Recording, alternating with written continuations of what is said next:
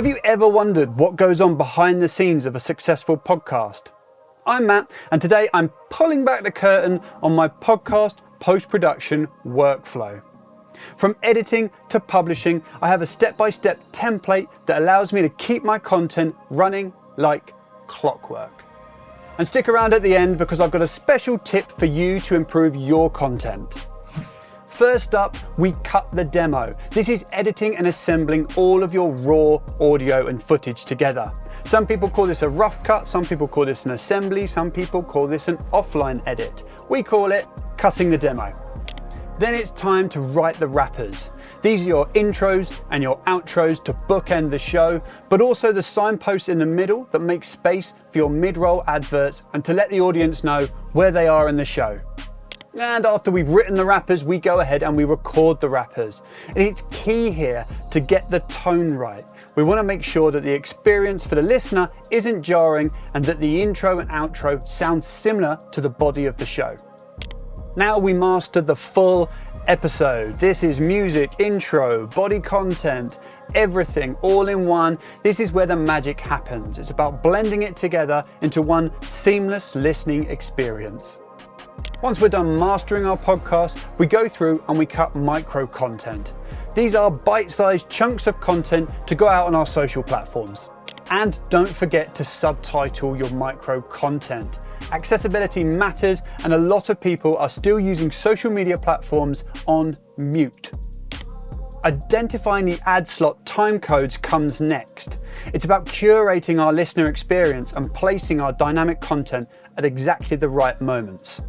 Then I upload the audio file master to Castmagic for some AI goodness. Well, I say AI goodness, but to be fair, like any generative AI at the moment, it's equal parts effective and efficient and equal parts poo. From Castmagic, we pull out the timestamps and some other content ideas. But as with all AI at the moment, we always improve, we always edit, and we always fact check. With Castmagic, I also export the transcript. We are a big believer in long tail search, and it's a non-negotiable for accessibility for all of our content. We take all of our information from Castmagic and from our production notes, and we compile the show notes. This isn't just a random block of text, this is a roadmap for our listeners. It's got links, it's got quotes, it's got timestamps, it tells people why they should listen. Your show notes are really important for SEO. And we do one more thing with Castmagic, and that is to copy the embed code into the OneFine playbook so that we've got access to it later down the line. Designing individual artwork for each episode gives us a greater visual appeal. After all, first impressions count.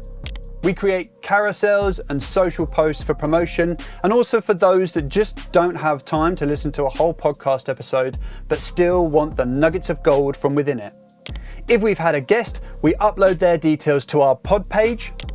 Next, we export the video master for YouTube.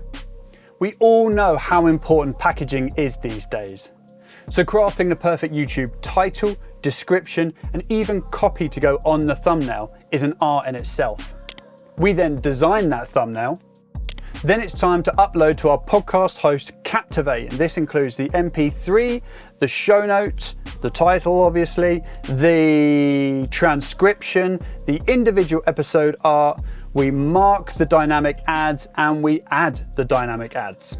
Finally, we upload to YouTube for our video master, and all of our social posts go to a scheduling tool called Metricool. And as promised, here is the tip that I promised at the top of the video. And this tip is test your titles. Don't be afraid to test your titles.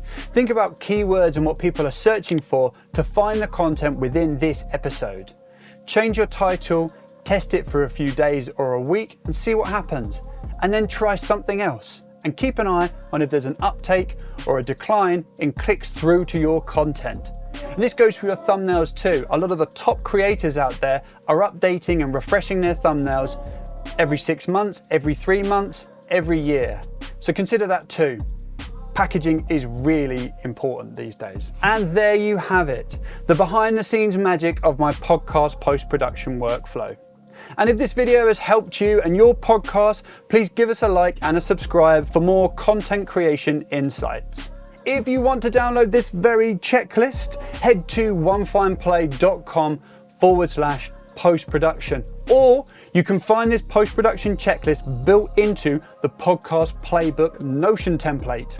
The Podcast Playbook is built for podcasters who want to develop their ideas, manage their productions, their guests, their monetization partners, all in one place.